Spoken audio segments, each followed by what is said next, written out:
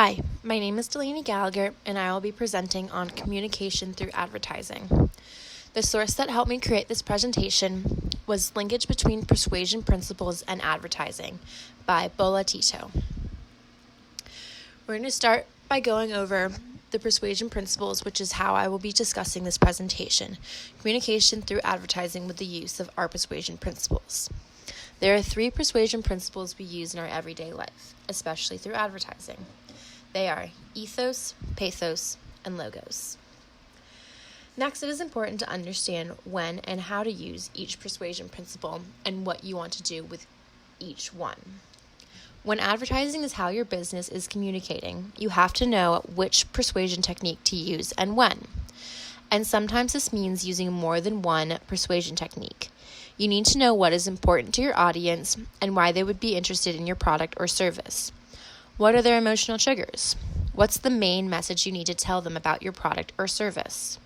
And what's the best way to communicate that to them?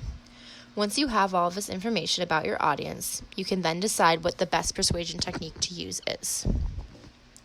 The first technique we will go over is ethos. Ethos in advertising means building credibility or legitimacy with endorsements or testimonials from people who your audience respects and finds trustworthy. According to my source, Tito explains that ethos will try and convince you that the company is more reliable, honest, and credible. Therefore, you should buy its product. The next 2 slides, I will be giving examples of ads that pertain the principle of ethos and explain to you why they do.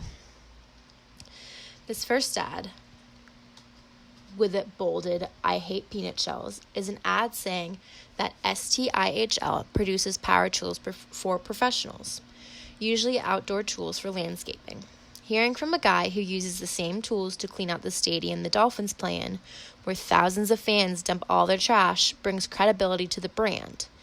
If this guy trusts STIHL to clean a stadium, surely it can clean up after mowing the lawn.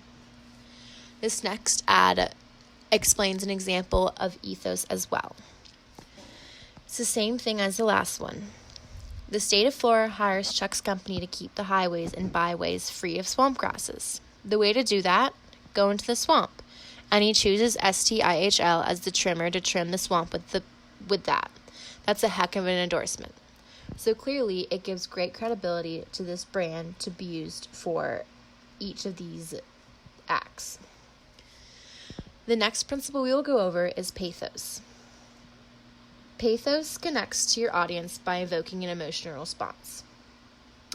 According to Tito, sometimes it is more of a positive emotion, such as happiness, and many times it is a more negative emotion, such as pain. These next 2 ads gives examples of what helps you create pathos in an ad. This first example of pathos because everybody feels that great relationships should last. In this instance, a company that makes the nuts and bolts that keep planes together evokes this relationship emotion. By using their relationship between a basketball team, its players, and its coach, Fairchild's fasteners hold planes together so well, if they could hold relationships together, they'd never fall apart. This clearly evokes a positive emotion towards the idea of relationships and friendships that help one another stick together. This next ad pertains more of a negative emotion towards the pathos principle.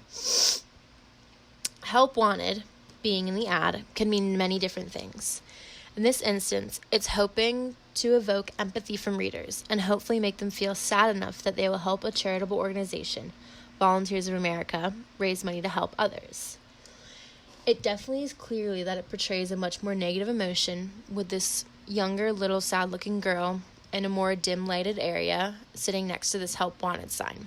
That is very clear that it evokes a negative emotion in someone seeing this ad. The last principle we will go over is logos. Logos builds confidence with statistics and facts. It gives your audience permission to believe in what you are selling.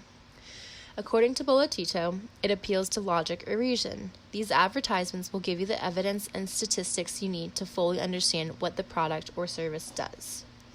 These next 2 ads pertain examples of logos.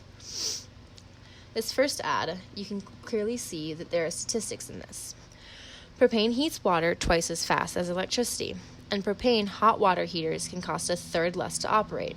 These are facts that in advertising are considered permission to believe, meaning that a believable fact can provide a rational reason to get a product or service they already emotionally desire. This ad also is an example of pathos, playing on an emotion or how we feel if a hot shower were to turn cold. This last ad also pertains to logos. For better harmony between fabric and springs, use the right flexible polyurethane foam, is what the ad says. Who thinks about the material in the cushions they sit on? With facts like foam is more durable than other materials so your comfort can last longer, the consumer's logos is tapped into because it provides examples and facts and statistics as to why this is a more comfortable choice for your decision. Each three of these principles are used in our everyday lives, as well as in advertising clearly. It is really important to understand how to use these principles and when to use them. It can get you a long way when communicating with others and communicating through certain aspects. Thank you very much.